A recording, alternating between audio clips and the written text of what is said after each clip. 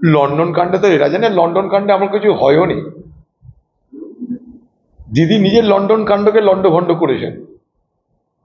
তিনি লন্ডনে গিয়ে যখন সাংবাদিকদের মুখোমুখি হচ্ছেন তখন তাকে অপ্রীতিকর প্রশ্ন করা যেতেই পারে, হতেই পারে, এটা ভেবে নেওয়া ভালো। কিন্তু আমি সেদিনে বলেছি, আজও বলছি, বাংলার মুখ্যমন্ত্রী মমতা ব্যানার্জি আমাদের সকলের মুখ্যমন্ত্রী। আমি যে পার্টি করি না কেন, তার বিরুদ্ধে ভোট করি, সমালোচনা করি, কিন্তু তিনি আমাদের মুখ্যমন্ত্রী। তিনি যখন বাইরে যাবেন তখন আমাদের কারো উচিত হবে না যে তাকে কোন রকম অসম্মান করা বা অপমান করার মতন কিছু হোক। পাশাপাশি তাকেও মনে রাখতে হবে যে একজন মুখ্যমন্ত্রী হিসাবে যে চেয়ারে তিনি বসে আছেন তারও একটা যোগ্যতা, একটা মর্যাদা আছে, সেটাকে রক্ষা করাও তার দায়িত্ব। এখন লন্ডনের সমালোচনা, মুখ্যমন্ত্রীর জবাব, সব মিলিয়ে বাংলা জুড়ে প্রবল আলোচনা হয়েছে। এমন আলোচনা হয়েছে যে তার পক্ষে বিপক্ষে মিছিলও বার হচ্ছে। এগুলো কোনো দরকার ছিল না। মাঝখান থেকে কি হচ্ছে, আমাদের মূল প্রশ্নটা হারিয়ে গেল। আমরা জানতে চেয়েছিলাম লন্ডনে যে প্রতিনিধি দল গেল, যে আর্থরেজ বলে, তারা কতজনের লোক গেল, এক, তারা কারা, দুই, সেখানটাই পুঁজির বিনিয়োগের জন্য কাকে কাকে কি বলা হলো, তারা কতটা রাজি হলো, অর্থাৎ এখান থেকে যাতায়াতের জন্য আমার কত টাকা খরচ হলো, তার প্রতিনিধি মণ্ডলে কতজন ছিল, সেখানে কি ফলপ্রসূ আলোচনা হলো, তাতে বাংলার কি লাভ, চারটে জিনিস তো জানানো উচিত।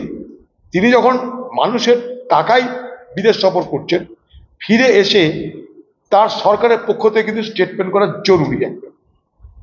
এটা কিন্তু প্রোটোকলের মধ্যে পড়ে, জরুরি। এটা আমরা জানতে চাইবো না, আমরা উৎসুক যে আপনি গেলেন লন্ডনে, আমরা শুধু দেখলাম আপনাকে হাঁটছেন না দৌড়াচ্ছেন, বাকি কি করছেন। একদিন দেখলাম সাংবাদিকের সঙ্গে মুখোমুখিতে ঝামেলা লাগিয়ে দিলেন, মানে আপনি ঝামেলা লাগিয়েছেন তা বলছি না, ঝামেলা লেগে গেল। আর আপনাকে দেখলাম দৌড়াতে, আর আপনাকে দেখলাম প্রাতঃভ্রমণ করতে, কিন্তু বাকি যাওয়া আসাতে কি আউটকামটা কি, আমরা কি পেলামটা কি, সেটা নিয়ে কিন্তু কোনো চর্চা নাই বাংলায়। বড় অদ্ভুত লাগছে। তাহলে কেন গেলেন আপনি, কেন এলেন আপনি, তার ফলাফল কি আমরা জানতে চাই। আমার মনে হয় যে এখন যে নেতাটা তাকে তাড়ানোর জন্য একটা গোষ্ঠী তৎপর হয়ে গেছে। মানে এখন যে ছাত্র পরিষদ বা যুব যে নেতা টেতা আছে ওদের মধ্যে গোষ্ঠী প্রচুর, তো এখন তাকে তাড়ানোর জন্য হয়তো সব বলা হচ্ছে। দিদি বলবে আন্দোলন করতে, কেউ আন্দোলন করবে তা তো হয় না। যারা বলছে তারা কটা আন্দোলন করেছে তারা পার্টির লোকরা জানে। আমি কারি পক্ষে বিপক্ষে, ওদের পার্টির মধ্যেকার দুর্বলতা এগুলো। দিদি যদি প্রকৃতপক্ষে অপমান হয়, আজ এখানকার তৃণমূলের লোকরা মনে করে হ্যাঁ দিদি প্রকৃতপক্ষে অপমান হয়েছে, তাদেরকে আন্দোলন করার জন্য একে তাকে দিয়ে বলানো কি দরকার আছে। আন্দোলনটা তো স্বতঃস্ফূর্ত হওয়া উচিত, কারণ তারাও জানে দিদি সেখানটা গিয়ে কেলো করে এসছে। কাঁচা শামুকে, পচা শামুকে পা কেটেছে,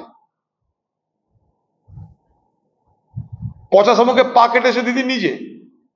এখন তাদের মধ্যে আলোচনা হয় এগুলো। আপনি বলুন না কি আউটকামটা কি, একটা বিতর্ক ছাড়া, একটা ঝগড়া ছাড়া দিদির সফরের নির্যাসটা কি বলুন। দিদি লন্ডনে গেলেন, তার সফরের নির্যাসটা কি,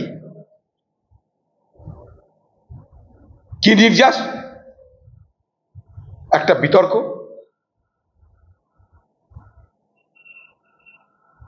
একটা নাটক, কোথাও হাসাহাসি।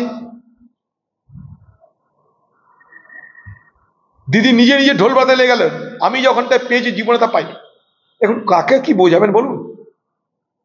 মমতা ব্যানার্জির যোগ্যতা নিয়ে আমি এখন প্রশ্ন করছি না, কিন্তু সেই যোগ্যতা প্রকাশের ভঙ্গিমা নিয়ে প্রশ্ন করছি আমি।